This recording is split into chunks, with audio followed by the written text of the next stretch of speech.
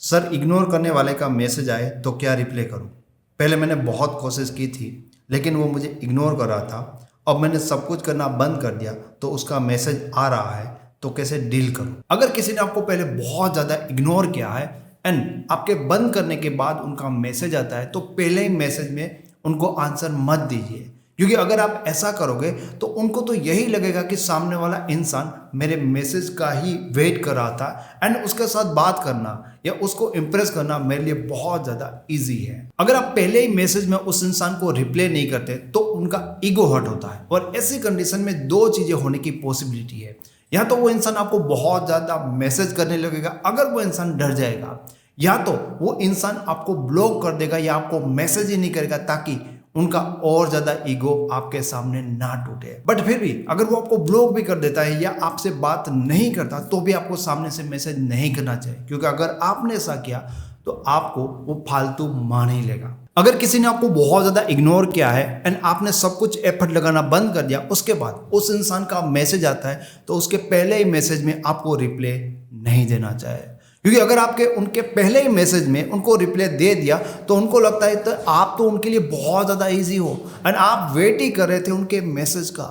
But अगर आप उनके पहले मैसेज का रिप्लाई नहीं देते तो यहीं पर से उनका ईगो हर्ट होने लगता है और उनको डाउट होने लगता है कि क्या आप उनके बिना रहना सीख गए हो। जब आप उनके पहले मैसेज में रिप्लाई नहीं देते तो दो चीज होने की पॉसिबिलिटी है, या तो वो डर के मारे आपको बहुत ज्यादा मैसेज या कॉल करने लगेगा या फिर वो आपको मैसेज या कॉल करना बंद कर देगा एंड ये भी हो सकता है कि वो आपको ब्लॉक कर दे ताकि उनका ईगो आप हर्ट ना कर पाओ, उनका ईगो आपके सामने ना टूटे। तो अपने ईगो को बचाने के लिए लेकिन आपको ऐसा होने देना है, क्योंकि बार बार मैसेज अगर आप सामने से करोगे तो उनकी नजरों में आप फालतू ही बने रहोगे। अगर वो एक से ज्यादा बार आपको मैसेज करता है तो आपको उनके साथ नॉर्मली बात करनी चाहिए।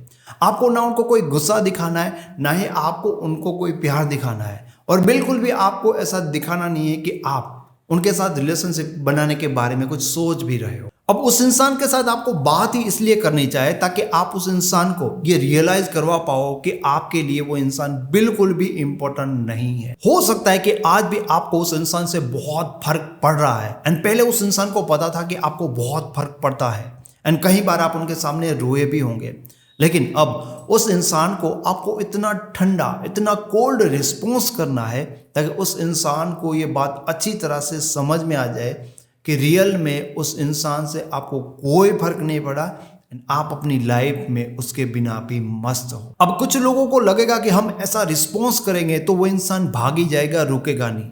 तो क्या आपने उस इंसान को रोक कर नहीं देखा, उनके सामने रोकर नहीं देखा? क्या ऐसा करने से वो इंसान रुकेगा?